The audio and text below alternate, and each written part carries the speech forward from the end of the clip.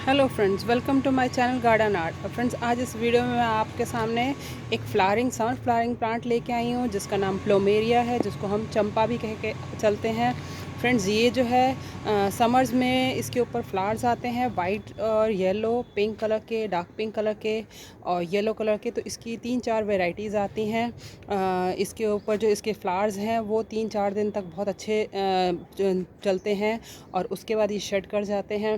और फ्रेंड्स, ये जो है विंटर में जो है प्लांट बिल्कुल इसकी मोस्टली लीव्स शेड कर जाती हैं अगर हम कंटेनर में इसको ग्रो करते हैं।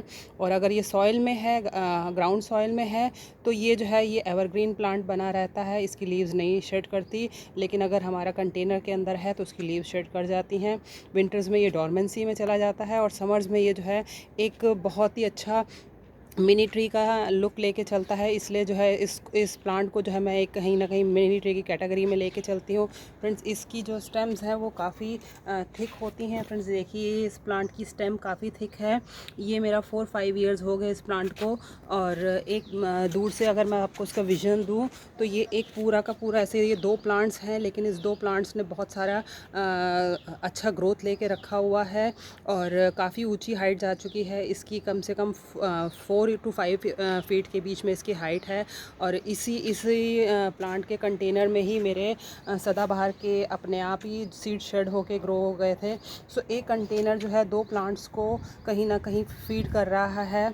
और अगर मैं सदाबहार के प्लांट्स को, जब मैं इसको विंटर्स में इनको हटा दूंगी तो इसकी ग्रोथ जो है और अच्छी हो जाएगी। लेकिन विंटर्स में क्योंकि ये प्लांट डॉर्मेंसी में चला जाता है, सो इस प्लांट की जो है ग्रोथ नेक्स्ट ईयर के लिए और ज़्यादा अच्छी होके आएगी। क्योंकि ये जो है जब सदाबहार के प्लांट ग्रोथ ले गए थे तो फिर इसके फ्लावर्स की वजह से मैंने इनको हटाया नहीं। और क्योंकि एक प्लांट के अंदर अगर एक पॉट के अंदर अगर 2 प्लांट्स हैं तो वो जो है उसकी ग्रोथ को कहीं ना कहीं डिस्ट्रीब्यूट करता है। सो अगर ये सिंगल होता तो ये और भी अच्छा ग्रोथ करता, क्योंकि एक पॉट में जो है सदाबहार के भी 5-6 मेरे प्लांट्स उगे हुए हैं जो कि अपने अपने पूरी की पूरी फीड लेके चल रहे हैं इस प्लांट से ही, इस प्लांट के पॉट से। तो फ्रेंड्स, ये जो है प्लांट समर्स में चलने वाला प्लांट है। जैसे जैसे प्लांट ये पुराना होता जाता है इसका जो है वाटर रिक्वायरमेंट कम होती जाती है। लेकिन अगर ये प्लांट अगर छोटा है तो इसको जो है हमें ग्रुप में रख के चलना चाहिए। फ्रेंड्स, मेरे पास इसके बहुत सारे प्लांट्स हैं। 2 प्लांट्स तो मेरे ये भी हैं और ये देखिए ये एक मेरा एक छोटा सा प्लांट ये भी है। इसके अंदर भी नीचे सदाबहार के प्लांट उग गए हैं। अगर ये प्लांट ना होते तो ये प्लांट और अच्छा ग्रोथ लेके चलता। और उसके अलावा मेरे पास जो है इसके और भी, ये देखिए फ्रेंड्स, ये मेरे एक है, ये जो प्लांट है ये मेरा, इसके ऊपर रेड कलर के फ्लावर्स आते हैं। तो जब इसके फ्लावर्स आएंगे तो मैं इसके ऊपर एक वीडियो बनाऊंगी। ऐसे ही ये छोटा सा एक प्लांट है। लेकिन फ्रेंड, इस प्लांट की आप देखिए जो है स्टेम काफ़ी थिक है और इसकी जो वाटर है रिक्वायरमेंट होती है वो बहुत ही कम होती है। जब इसका पॉट बिल्कुल ड्राई हो जाए तब हमें इसे वाटर देना चाहिए, क्योंकि इसको ये एक तरह की अपने स्टेम के अंदर बहुत सारा पानी स्टोर करके रखता है। और इसकी फ्लावरिंग भी तभी अच्छी होती है जब हम इसको जो है, एक बार हमारा इस प्लांट के पॉट का पानी सूख जाता है और उसके बाद जो है जब इसके ऊपर की जो सॉइल है वो 1 इंच तक ड्राई हो जाती है तभी हमें इसमें वाटर देना चाहिए। ओवर वाटरिंग से जो है, हम जब इसको रेगुलर वाटरिंग करते हैं तो इसकी ग्रोथ तो बहुत अच्छी जाएगी लेकिन ये प्लांट फ्लावरिंग नहीं करेगा। सो अगर हमें इसको जब ग्रोथ करनी है तब हम इस प्लांट को रेगुलर पानी दे सकते हैं, जैसे हम और प्लांट्स को दे के चलते हैं। लेकिन ये फुल सनलाइट को टॉलरेट करने वाला प्लांट है। फिर भी प्लांट जो है, इसकी लीव्स जो होती हैं अबव 35 डिग्री टेम्परेचर हो जाता है तो इसकी लीव्स बर्न हो जाती हैं। मेरी एक पहले ही वीडियो है जिसमें मैंने दिखा रखा है कि इस प्लांट की जो है हीट ज़्यादा लगने से, अबाउट 30 डिग्री की हीट ज़्यादा लगने से जो है प्लांट्स की लीव बर्न हो जाती हैं। जैसे कि फ्रेंड्स, मैं आपको ये दिखाऊं, ये थोड़ा सा इसके ऊपर लीव्स के ऊपर आप देखिए बर्निंग का साइन आया हुआ है। ऐसे ये भी देखिए, ये जो है ये लीव बर्निंग हुई पड़ी हैं। तो फ्रेंड्स, जब टेम्परेचर ज़्यादा हाई होता है और प्लांट जब कंटेनर में है तो उसकी थोड़ी सी लीव्स बर्न हो जाती हैं। लेकिन जब प्लांट पुराना हो जाता है तो फिर प्लांट को वाटर की रिक्वायरमेंट कम हो जाती है, एक रीज़न ये है। और जब प्लांट पुराना हो जाता है उसकी ग्रोथ बहुत अच्छी हो जाती है तो हम उससे उस प्लांट के ऊपर फ्लावर्स भी एक्सपेक्ट करते हैं। सो अगर हमें ग्रोथ चाहिए तो हमें जो है इसको रेगुलर वाटरिंग देना है।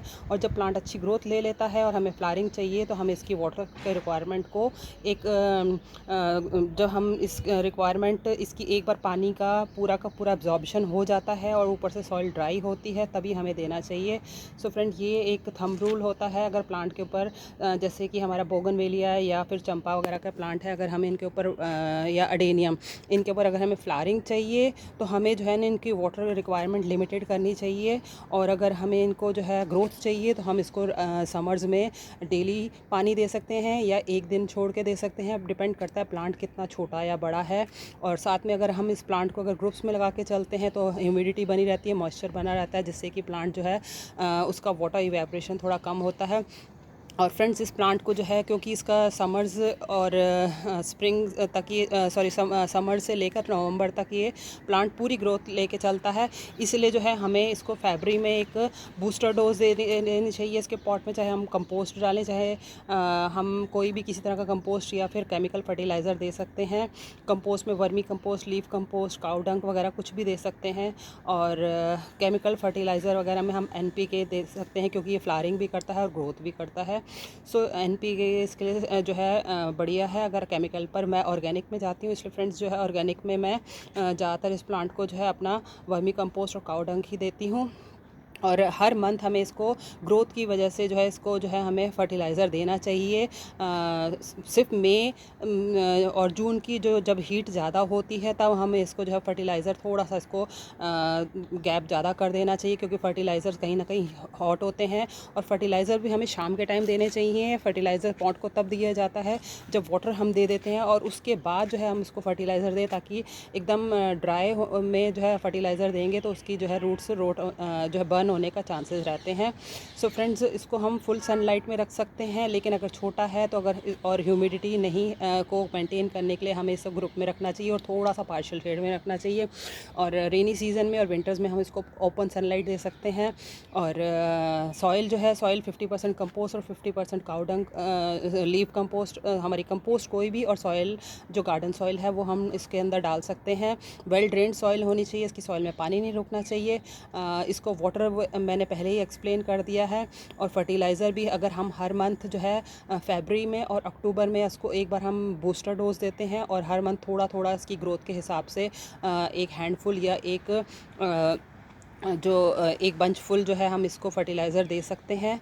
सो फ्रेंड्स ये प्लांट्स के फ्लावर्स भी बहुत अच्छे लगते हैं जैसे जैसे ग्रोथ करता है। अगर फ्रेंड्स इस प्लांट को हम बुशी बनाना चाहते हैं तो हमें इसकी जो है स्टेम को काट देना चाहिए। और जब स्टेम हम काटते हैं तो इसके ऊपर हम इसको थोड़ा सा जो है हमें थोड़ा कवर्ड कर देना चाहिए, क्योंकि फंगस वगैरह लगने का डर रहता है। और हमें चाहे इसको इसकी जो टॉप पार्ट है उसको जो है सॉइल से कवर कर सकते हैं, या फिर इसके ऊपर कोई भी फंजीसाइड लगा सकते हैं।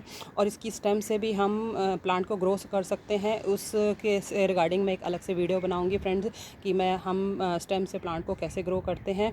सो इस प्लांट को हम नर्सरी से भी ला सकते हैं, और इस प्लांट को हम इसकी स्टेम से भी जो है ना बहुत ईजीली हम ग्रो कर सकते हैं। और ग्रोइंग पीरियड जो इसका जो हम स्टेम से करते हैं वो सबसे बेस्ट जो होता है वो फरवरी मार्च होता है। उस वक्त जो है इसकी ग्रोथ शुरू होती है, और प्लांट जो है किसी तरह की भी जो है उस वक्त किसी तरह के प्लांट को इन्फेक्शन होने से के चांसेस कम होते हैं। वैसे ज़्यादातर प्लांट्स मॉनसून में जो है हम अगर उसको उसकी ग्रोथ अगर हम नया बनाते हैं बेस्ट रहता है। लेकिन इस प्लांट को थोड़ा सा हम फंगस से बचाने के लिए ये अडेनियम को हमें मॉनसून की बजाय हमें इसको जो है फरवरी मार्च में हमें इसको हम स्टेम कटिंग से ग्रो कर सकते हैं। फ्रेंड्स ये थी मेरी वीडियो मेरे चंपा या प्लूमेरिया प्लांट को। आपको मेरी वीडियो कैसी लगी? अगर अच्छी लगी तो इसे लाइक कीजिए, शेयर कीजिए, सब्सक्राइब कीजिए। Thank you, bye.